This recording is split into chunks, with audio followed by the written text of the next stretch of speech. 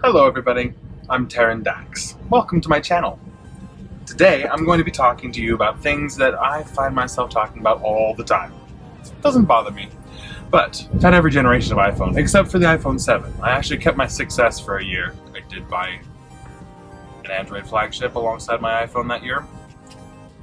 But anyways, every time there's a new update, there's usually a whole bunch of new features. I try to make sure that I learn about the features and I incorporate them into my daily usage with my iPhone. That being said, I do incorporate a lot of features that a lot of people actually don't know about.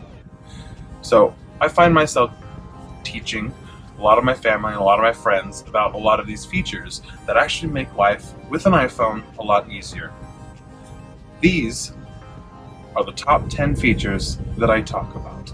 Sorry about my iPhone screen, it is a bit of a mess and I do have a lot of notifications that I haven't checked yet, but that's actually going to be good for us in this video. One of my favorite features, ever since the iPhone 6S, is the contextual menus. So let's say you're in the mood for a little YouTube. You want to go check your subscriptions and see who's posted a new video. I keep my YouTube app out on the home screen, rather than in a folder. And this is the reason why. This menu is determined by the developers. So YouTube has decided it's going to put all of these links into the contextual menu. So if you squish YouTube, literally push into your screen, you can slide your finger up. Before you know it, all your subscriptions are right in front of you. I love this feature. You can do it everywhere. With notes, you can slide up, create a new note, or really anything you can see on the screen. You can squish photos and scroll up to see your most recent photo and it'll pop it open right in front of you. And one thing that I think a lot of people are going to love, squish the camera and scroll up. You can take a selfie, record a video. As you can see, many useful menu items there. As I recommend to everybody, go around and squish everything because this 3D touch feature doesn't only activate contextual menus. Next item on my list is contextual notifications. If you have an app that gets a lot of notifications, but you keep it in a folder, you have to open the folder, see which app has the notification, then decide whether or not you want to open the app and deal with the notification. Actually, that's not true.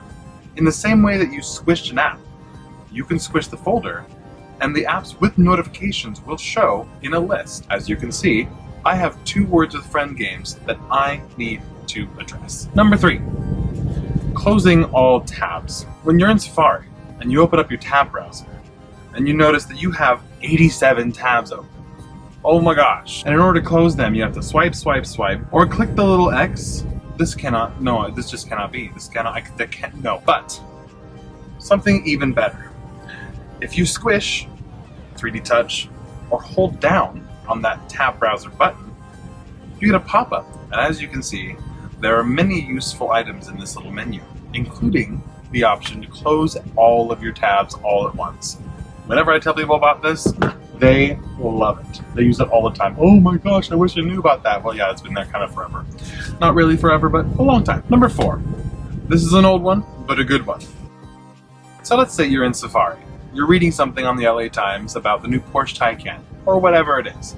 And you get down deeper and deeper into the article, but you want to go back to the top because you want to see the date it was published, or the publisher, aka author.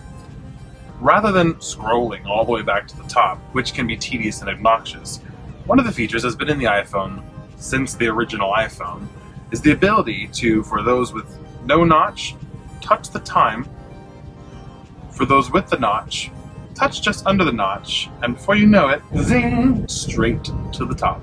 How fantastic is that? This can be used all over the operating system. You can use it in Facebook, you can use it when you're scrolling through your contacts, you can use it in notes, anywhere you scroll. It's fantastic. Use it. Number 5, home screen shortcuts. Let's say you go to a website all the time, but you're sick and tired of finding where you put Safari, clicking on Safari, going to your bookmark, or typing in, let's say, latimes.com. Hit the share button, and my screen is what iOS 13 looks like, but this is also available in earlier versions of iOS.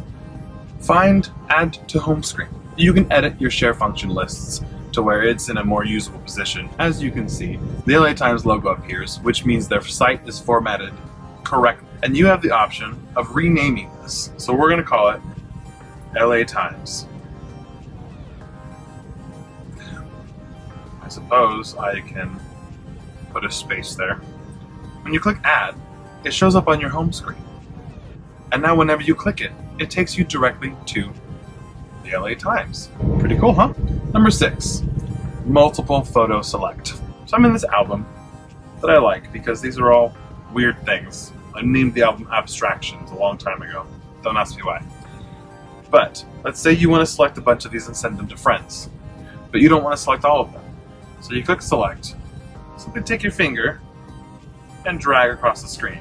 And if you remove your finger and decide, I don't want those photos, but I do want those, put your finger back down on the screen wherever you want to and continue selecting. It's wonderful. On that note, there is another multi-select option that a lot of people don't know about. As you can see, the last page on my iPhone is a mess. Whenever I download a new app, it sticks it on the end, and I can never go through and organize these things. Let's say you just downloaded a whole bunch of games, and you want to put them all in the games folder. Well, you go to Rearrange Apps, get them to all wiggle. Now that was an iOS 13 shortcut. In iOS 12 and earlier, you hold it down until they wiggle, but you'll eventually get to the same spot. So at this point, just grab an app. Let's pretend like these are games. While you're holding this app, touch another app, and another one, and another one, and another one. Once you have all the games selected, drag them to your games folder, let go, and all of them go into the folder. Or you can move all of them to another page. Whatever you want to do. It's very useful on an iPhone. Number 8 and number 9 I'm going to combine into one section, because in the way that I use them, I usually use them at the same time. One of them, number 8, I actually use more than the other, quite a lot more, but whenever I use number 9, I always use number 8. Don't ask me why. It's not necessary, but it's helpful. So let's say you're a weird person. Aren't we all? And you actually use the Stocks app. What? And you're scrolling through your stocks. You click on Tesla. This story here looks interesting. LA Times, meet the new Taycan. One thing I love to do, as you can see, there's an ad here. There's another ad here. There's another ad here. And oftentimes there's just junk everywhere. All you have to do is go into reader mode. In order to do that, you have to be in Safari.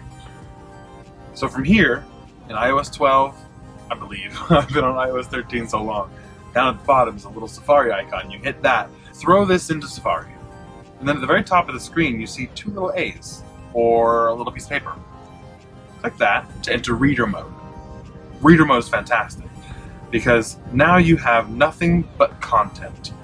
It is very smart, it works very well. It'll pull out the pictures and the words of the content itself, and that is half of feature 8. The second half, the 9, is actually an accessibility feature. So you have to go into accessibility, turn on this feature.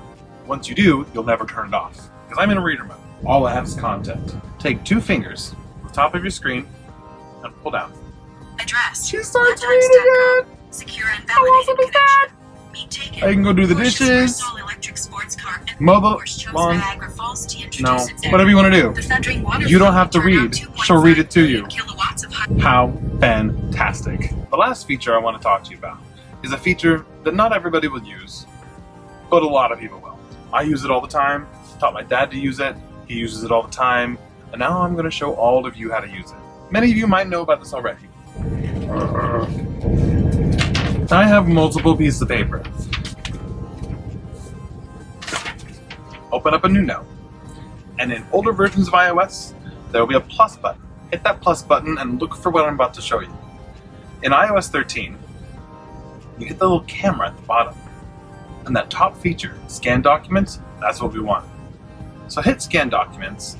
Hey, put the document where you want it. Hold it up. And the phone will automatically snap a photo of the document. But you have 2 documents. Grab your other document, hold it up.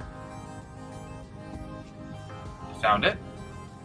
Snap a photo of that too. Sorry y'all, my camera died and now I'm plugged in and holding it. So let's wrap this up. Those documents are now one single PDF that you can share with anybody you want or store in your files. It is fantastic. Anyway, those are 10 features that I most commonly recommend to all my friends and family. Thanks for watching. I would love it if you'd like the video, hit subscribe so you can see all the new content that I post. I posted a link in the description for another video that I edited. I'm still new at the whole editing thing. I hope that this video turns out well, but my second video was actually a video I did for a friend of mine. So go check it out. Feel free to leave a comment, ask any questions down in the comment section below, and be sure to come back for more videos in the future.